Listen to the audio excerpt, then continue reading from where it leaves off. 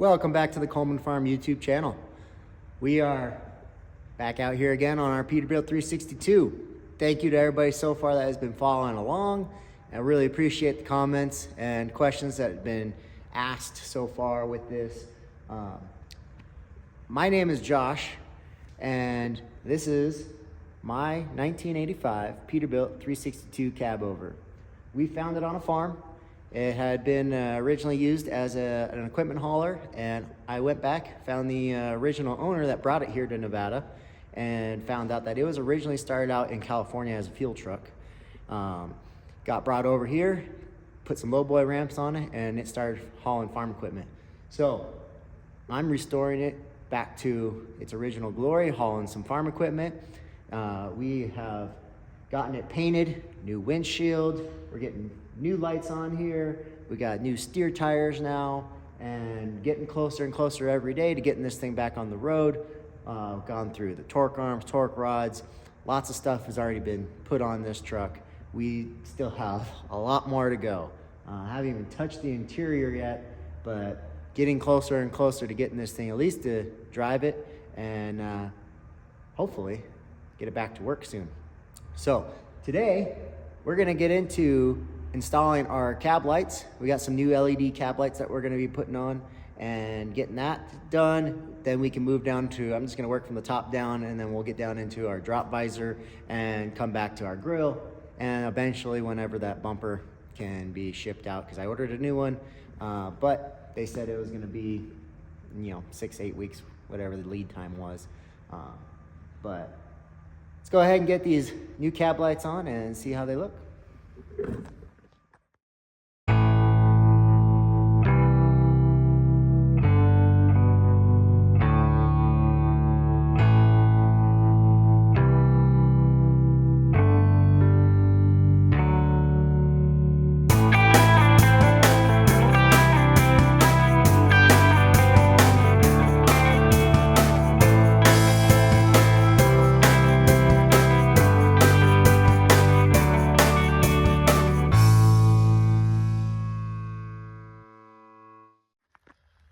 All right, so before I get started, I just wanted to make sure, because my dash here, it's got a clearance light switch spot, but no actual switch in there. So it's missing the switch. I was just fiddling around with it, making sure that I do have power here. So on the back of this panel here, we have all of our wires. So on my truck here, there's two green ones, and because there's no switch, I just put the two green wires just touching together, and then I went back up on top using my little light tester. I put my red clip on the power wire, and I put this little needle on the ground, and sure enough, I had power up there. So I just need to get a switch here to put back in on my panel so that I have a clearance light switch. I don't know why it was ever taken out, but I've also got a fog light switch here, or wiring up to it, but no switch. And then I got some other added switches here, which just says on and off and no labeling, so I'm not really sure what those are, but at least I know I'm getting power here, and I can just get a switch here to install and be able to light up my lights. So here's my lights that I picked up at Peterbilt. They are LEDs, come with the foam pad that they'll rest on, and I'm not sure if I'll have to trim all that out or not, but go ahead and throw them up there and see how they look. So we got our first light up here. We are going to go ahead and wire these up. Then I will go ahead and bolt it down. And we have our little butt connectors with the heat gun to shrink those up and kind of make them watertight. But don't have the holder on this one. So I'm just gonna go ahead and get this first light installed and then show you guys what it looked like. All right, so I got them all wired up. I'm gonna go ahead and flip the switch and test them, make sure they work. Now my headlights did have a double connection, or a double hookup there for the wires. So I did switch the clearance lights there for now until I can get a separate switch for it. So let's go check them out. All right, I got my headlights on and my one clearance light up top is working. So that means wired it correctly. We're good to go on this power switch. So I will go ahead and put on the rest of them and make sure they all work as we go before I bolt it down. So let's keep going. So now that I got the lights all wired up and knowing that they're working, I can go ahead and use the heat gun to shrink wrap that wire up so it's sealed up, and then we can bolt it down. So I'm gonna go ahead and heat them up.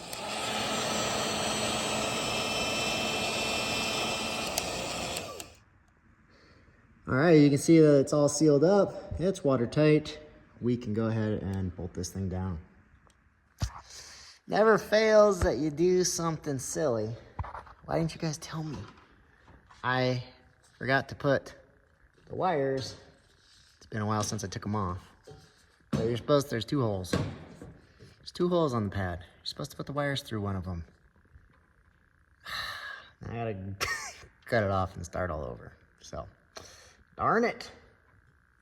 But I'll save you the pain of watching that all again, and I'll just show you the final product. Wow, I didn't drink enough coffee today. I literally just trimmed this off and put the new connector on, and then almost just went right back to connecting that one. But to show you what I meant is that this wire, both of them, need to come through the foam pad before you connect them up to the light. So now that I got one through, go ahead and put the other one through, and then we can bolt this thing together and show you what it looks like. All right. We got our first one installed. Looks good. Happier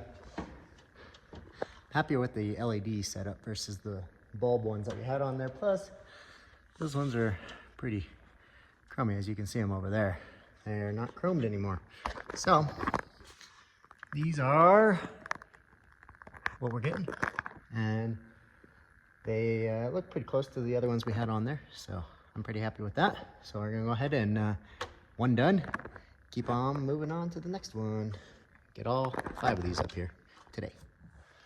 So I tested this next light, and luckily when I took these off, I had already cut the wires, and I put some electrical tape on which one was the hot wire and which one was the ground wire, which luckily that saves me some time right now of not having to fiddle around and figure out which wire is which, because they are all painted orange now.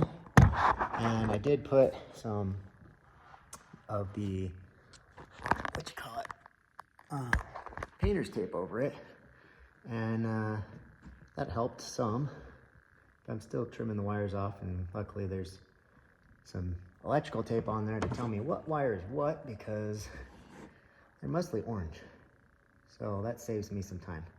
So if you ever have to do this yourself, after you paint your truck, make sure you at least kind of label your wires somehow, so you know which ones are which and you don't lose track of it. Otherwise, I'd be sitting here testing each wire as I go down, and it's a lot easier just to put them together and flip the switch, make sure they work, and then hook them all up. Saves me some time. And then also making sure that you put your wires through the foam pad before you hook them up, because that'll save you time to not redo it. But got the first one done. Now we're on to the second one. I need my other connector. But I think they look good on here. You know, I only got one so far.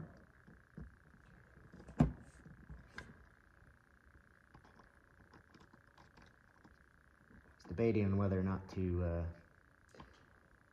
put the drop visor on. before or after this, but I think it's gonna be better that I do it now than trying to put these lights on over the visor. And I just want everything done, truck out of the shop already. This takes a lot of time.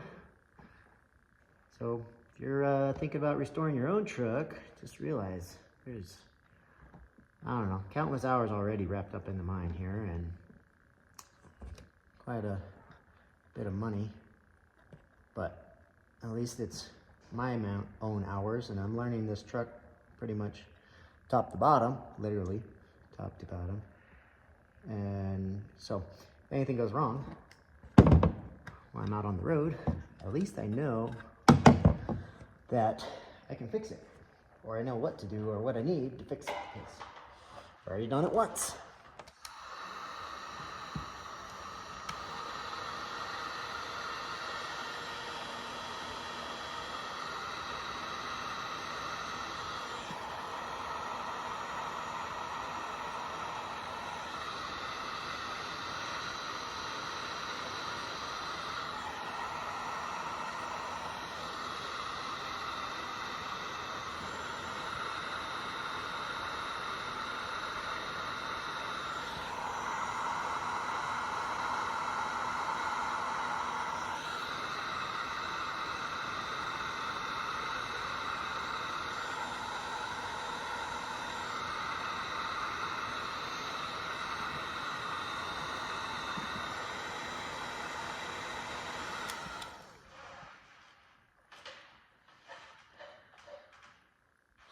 All right, shove these wires back in.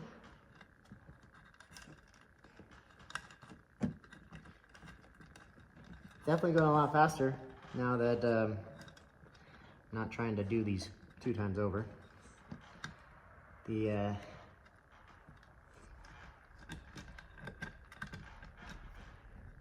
connectors though, I gotta see if I have some more in my toolbox, because otherwise I might have to go to the store. The lights also come with 2 bolts. One is the long one that goes in the front, and then there's a shorty in the back, and then there's 2 little plastic washers that go inside with them, which I think that's just to help tighten it up and seal out any water from going in them. So that's what I'm guessing. There's no directions with these. I mean, it's pretty straightforward, but didn't say, hey, put the washer on top, but I doubt that it's supposed to go on the bottom when you got a foam pad and everything in there. And they fit right inside the light, so looks like that's where it goes to me. My ones didn't have anything, so.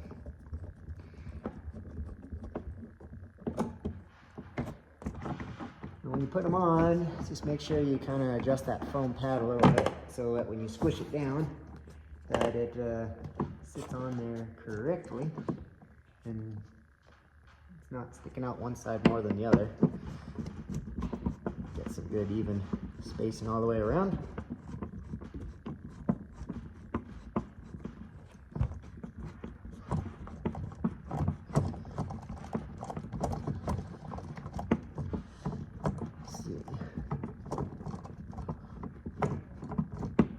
Still got to figure out my getting a new CB, the antennas. On my other truck, I got the dual antenna, and I'm not sure if it works or not. I wired it up myself, but nobody really talks on them around here so much. So when I turn it on, I barely ever hear anything, unless I'm passing my friends.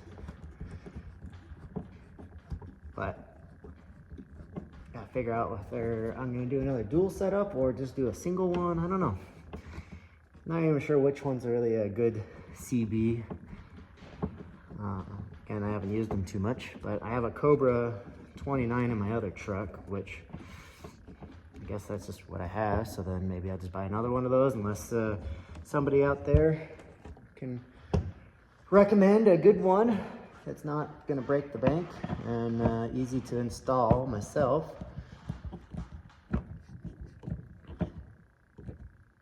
All right.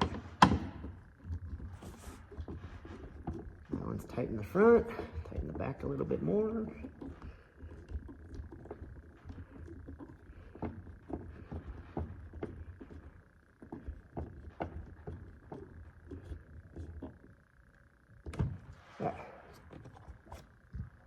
All right, I think that's looking better and better. Got 2 on. Now I got 2 more to do in the center and 1 more on the outside. So I'm gonna go grab those. All right, we got all 5 of them on there. They're good with the horns. Let's take a look with them on. All right, that's what she looks like. We got lights. We got our 5 cap lights up on top. We got our LED headlights now. I just gotta wire up my corner side lights here, markers. Still gotta repair my blinkers. The plastic ones that are original to the truck are a little cracked and broken on one side, so I just need to repair that. I'll then repaint those and put that back on, but for the most part, it's starting to come together. We still have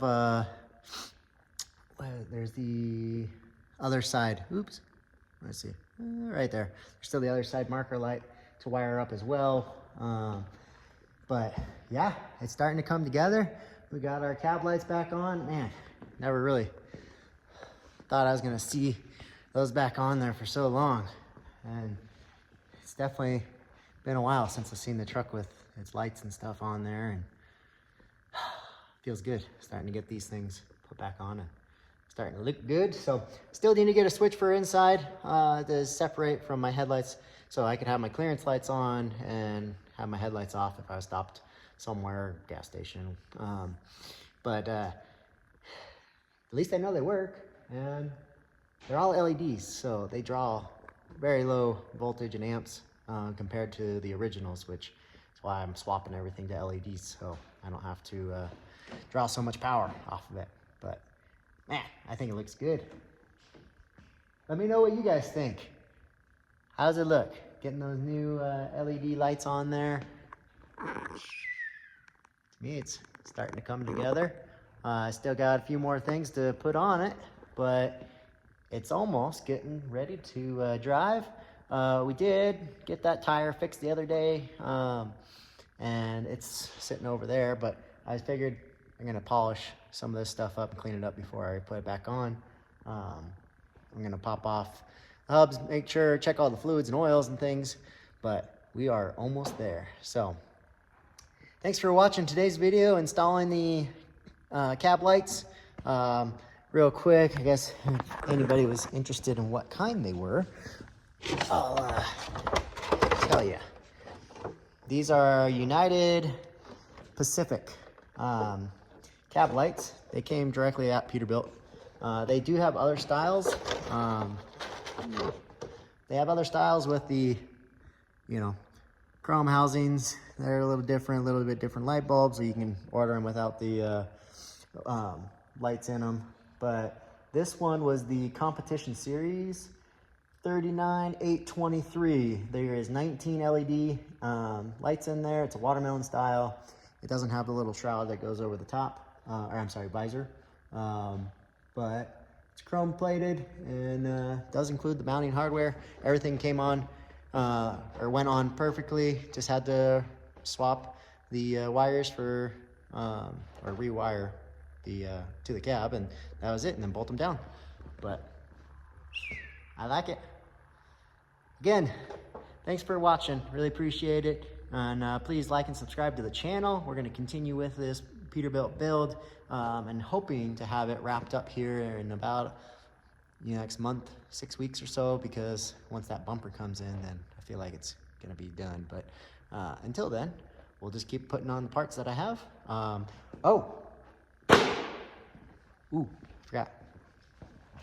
Forgot. One other thing. The Look what came in the mail. I got my wraparound handles. Thank you, Marcus Felix, from Facebook. I found him posting it in one of the cab over forums. He had a set lying around. Said that he had a 352, and when he went to pick up those handles a while back, the guy said they were 352s. They were really 362s. So he kept them all this time, and it just happened that we crossed paths and we were able to figure out how to get them shipped out here, and bought those off of him. And man, they bolt up perfectly. I did just get the stainless steel bolts the other day, so those will be going on here shortly, but looks good. So please like and subscribe to the channel, and I'll see you guys on the next one. Thanks for watching.